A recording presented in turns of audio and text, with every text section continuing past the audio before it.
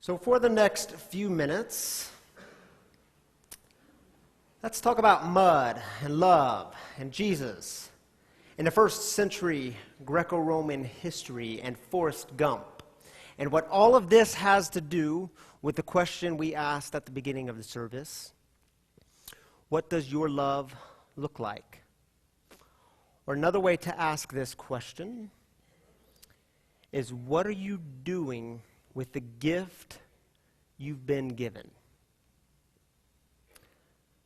So a while back, I was at breakfast with a friend of mine, and this friend is also in recovery, also working a 12 Steps program, has been for nearly a decade.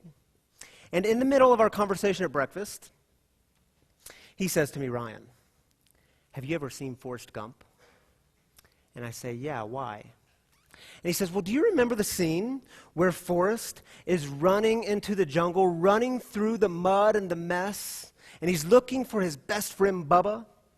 And as he's running in, he encounters a man who's lying there wounded. And so Forrest, he picks him up and puts him over his shoulder. And because Forrest knows the way out, he carries him to a better place, a place where healing and restoration is actually possible. And he lays the guy down and he goes back in, through the jungle, through the mud and the mess, looking for his best friend Bubba. And as he does, it happens again. He sees a wounded man suffering, lying on the ground. And so he picks this guy up, puts him on his shoulder. And Forrest knows the way out, so he walks to a better place, a place where healing and restoration is possible. And he lays him down, and he goes back in again through the mud and the mess. And he encounters someone else. And it happens again and again and again until he finds Bubba. And as my friend is reiterating this scene to me, I'm thinking to myself, now I didn't voice this, but I was certainly thinking it. Oh, I get where he's going with this. Oh, I know what he's doing here. See, he needs to know I'm good. I'm good. I've experienced healing. I've experienced that gift. I'm good. Oh, and what he needs to know here is I'm in ministry. And so I can just kind of stand up here and point people in the right direction. I can say healing's that way. Restoration, it's that way. A better path, a better life, it's that way. And he ends his story with telling me, we in recovery, we go into the jungle. We go through the mud. And we walk with them. We journey with those who are still suffering. Because we've been given a gift, we know the way out. And he said, that's who we are. Essentially, what he was saying to me was, Ryan, you've been given a gift, right? Mm-hmm. What are you doing with the gift you've been given? Because you know you can't truly keep the gift unless you give it away. And now here's the thing about defining moments in our life. If I were to sit with you and ask you to describe to me, to tell me about the 3 or 4 most defining moments in your life, most of you would go to the hard places. It would be moments that involved a little bit of pain and suffering and struggle. Most of you would go there if we were in an honest setting, right? It would be stories about, well, that divorce that I went through. Or that particular loss, that loss of an identity, or that loss of a job, or that loss of a loved one. Or it'd be that bankruptcy we went through. You know, it was stunning to me. My wife, Tammy, and I, we led a marriage retreat, a couples retreat a couple of weeks ago. And the story was the same. Same story. When the couples were talking about the defining moments in their marriage, the defining moments in their relationship, it was always the same. It was moments of struggle. And sometimes celebratory moments were connected to these moments of struggle. But it was always those moments of hard times, of overcoming something, of walking through the mud together. It's never the story of that 7-day Caribbean cruise. You know what I mean? Beautiful moment, but not exactly defining. It's never the story of I was driving out of the parking lot in my brand new Volvo. Maybe a beautiful moment, but not exactly defining. The defining moments are usually grace-filled and grief-filled. It's moments when you're letting go of something. Some of you have been there very recently because I see the Facebook photos and the Instagram photos. You just dropped your boy off at college for his first year. Or you watched your baby girl walk out the door for her very first day of high school. Or as Tammy and I did this week, we brought Selah to her first day of kindergarten. And there is no good way to prepare for this. And so here at Coyote Creek, you take your kids to the front of the school, and then you kind of release them, and they go to their teachers, and they wait in line. And here we watch Selah walk away, backpack on her back as big as she is. And it was funny because there was a dad standing next to me on the very first day. And he says to me, "Whew, this is harder than I thought it would be." I said, I got to prepare a little bit on Facebook. I have friends who've done this. And then he says, "Do you get the sense that we're letting go of something?" And I'm thinking, dude, you have got to hold it together. You can do this when you get home, but you've got to hold it together right now. You trying to make me cry here? Of course we're letting go of something, and it's hard. And the defining moments in our life, they're hard. They're scary. They're filled with a bit of struggle. They can be small moments and big moments, but they're usually hard. And so I like to do this every now and again to remind us that we truly are in it together. We truly are in the same boat. I want to invite you, if you're willing and able, if you would please stand where you are if you've been through something hard in life. You define hard. Don't let me do it for you. Go ahead, stand. If you're unable to stand, a hand will work too. Good. I'm not alone. Take a moment and look around, because these are your comrades in the journey. There's some of them anyway. Now let me ask you this. Stay standing if you faced that hard thing and you actually walked through it and you came out on some other end. It may not have been the end you expected. It may have been a complete surprise, but you actually faced it and walked through it, and you made it out to some other end. Stay standing. Good. Take a moment and look around. Yeah, we've been given a gift, haven't we? And some of you may be thinking to yourselves, yeah, but I'm barely hanging on here. I'm barely hanging on by a thread.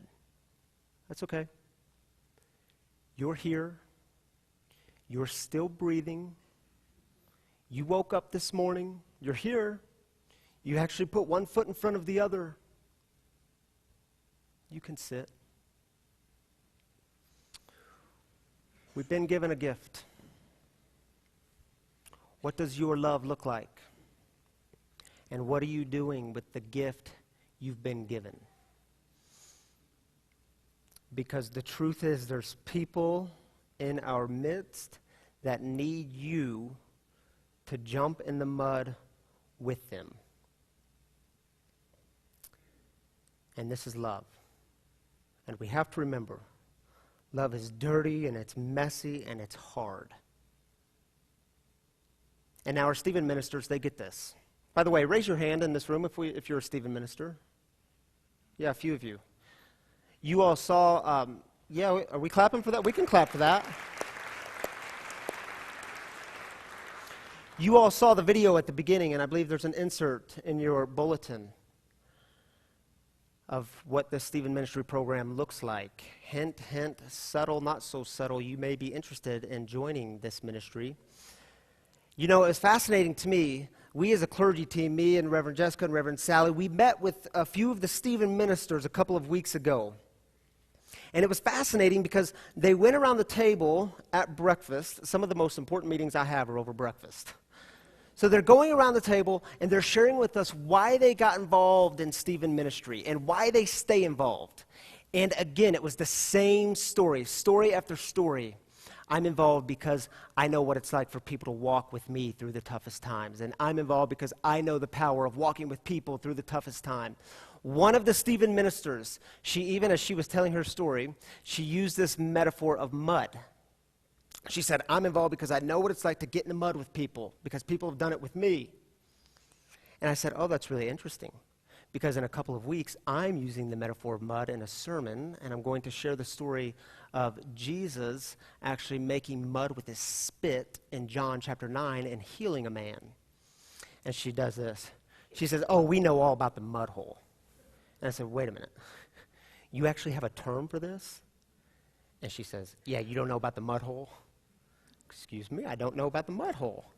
And so she's telling me about the mud hole, and then the next day, I have a stack of papers in my box, and it was all about the mud hole, and it had this diagram in it. If we could show this diagram. And I thought, this is so cool because it's so simple and so easy and practical and beautiful, and I like simple. Now, as you can see, there's the caregiver. That's the one in the mud. He or she is in all sorts of problem, needs help, needs someone to jump in the mud with them. The other three characters represent our three possible responses. The first one, sympathy. Sympathy, as my friend says, sympathy is just kind of cruel, isn't it? Because you stand over the one suffering and you say, oh my goodness, it sucks to be you. You're stuck in the mud. Help is that way. A better path is that way. I know something about sympathy. Then there's the person who over-identifies. That's the person who just kind of jumps in the mud and says, I'm here. Now what? And the truth is, there is no now what, because that person doesn't know the way out. So there's no now what, because we're both stuck in the mud, and you didn't help anything. Now there's two of us stuck. So when we're talking about caregiving, when we're talking about getting in the mud with people, the sweet spot is empathy. The empathetic person jumps in the mud to be with the one who's wounded and suffering, but he or she stays connected to the way out. He or she stays connected to the life source. Does it make sense? Give me a head nod. Does it make sense? Yes, this makes sense. This is simple and easy. Here's the thing about Jesus. Jesus was always getting in the mud with people. Never sympathetic, always empathetic.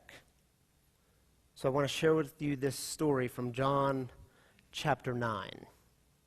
A story about mud and love. As Jesus walked along, he saw a man blind from birth. His disciples asked him, Rabbi, who sinned, this man or his parents, that he was born blind? And Jesus answered, neither this man nor his parents sinned. He was born blind so that the works of God might be revealed in him. And we must work the works of him who sent me while it's day, because night is coming when no one can work. As long as I'm in the world, I'm the light of the world. And when he had said this, he spat on the ground and made mud with the saliva and spread the mud on the man's eyes, saying to him, go wash in the pool of Siloam, which means sent. Then he went and washed and came back able to see. The neighbors and those who had seen him before as a beggar began to ask, is this not the man who used to sit and beg? Some were saying, it is he. Others were saying, no, but it's someone like him. And this verse is funny. If you don't laugh, you don't have humor. He kept saying, I'm the man. I'm the man. But they kept asking him, then how were your eyes opened? He answered, the man called Jesus made mud, spread it on my eyes, and said to me, go to Siloam and wash. Then I went, washed, and received my sight. Interesting story, isn't it? The disciples, the ones who are closest to Jesus, they are the ones asking all the wrong questions.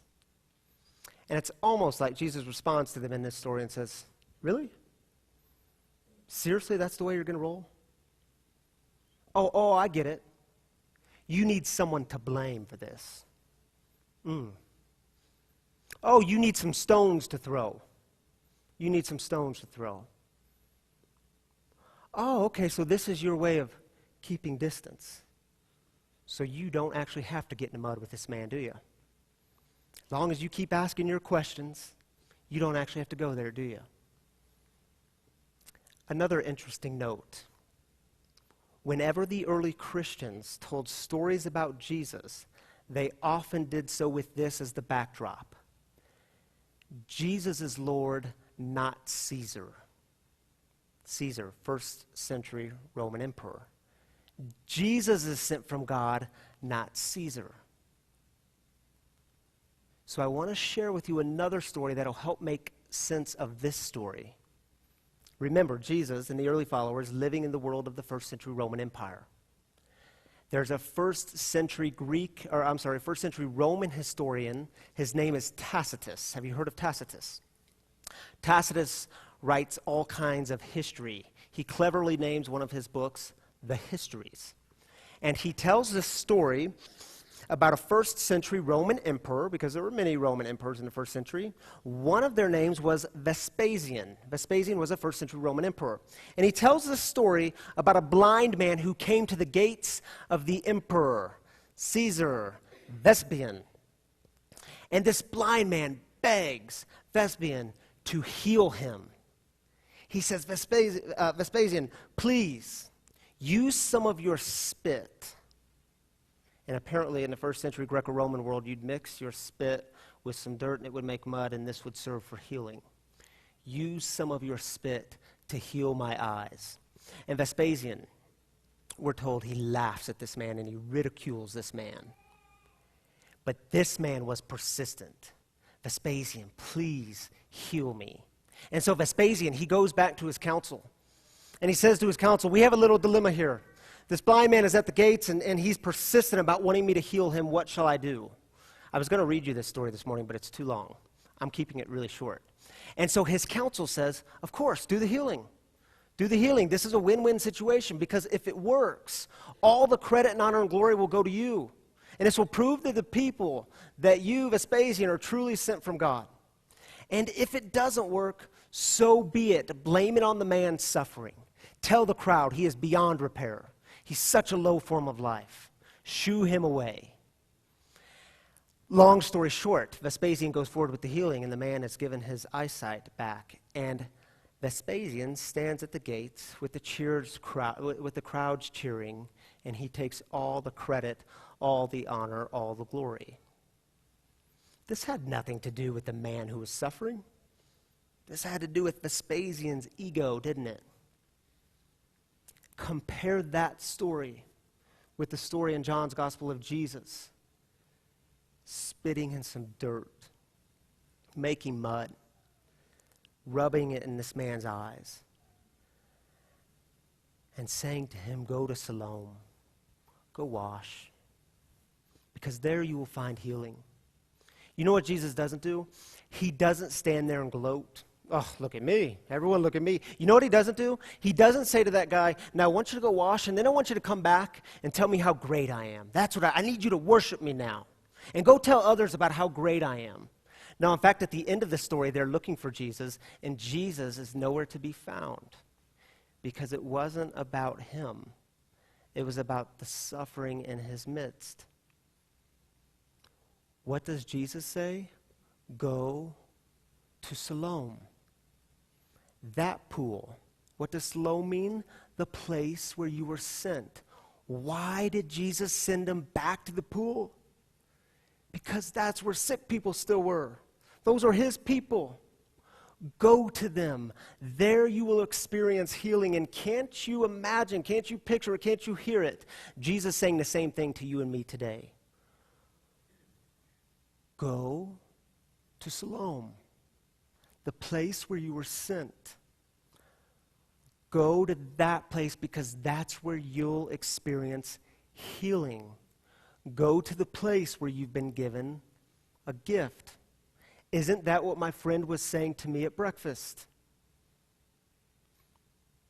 Go to the place where you experienced healing. People need you to walk through the mud with them.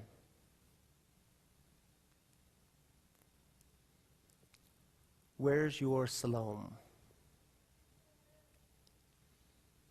Where's the place where you experienced healing? Small ways, big ways. Who are the people that need you to jump in the mud with them, to journey with them? Because the truth is, and you know this if you've been there, your healing, your wholeness, your well-being is connected to their healing, their wholeness, their well-being. Who are those people? Because that's love. And remember, love is hard and messy and dirty. And in our world, what does love start with? It starts with mud. It starts with making mud. Here's the scene my friend was sharing with me from Forrest Gump. Take a look. So I want to invite you for just a moment to close your eyes. And as you do, recall, remember, and reflect upon those people who jumped in the mud with you. Maybe when you were at a low point in your life, when you needed someone to journey with you, to walk the journey through the mud with you. Who were those people? Who are they?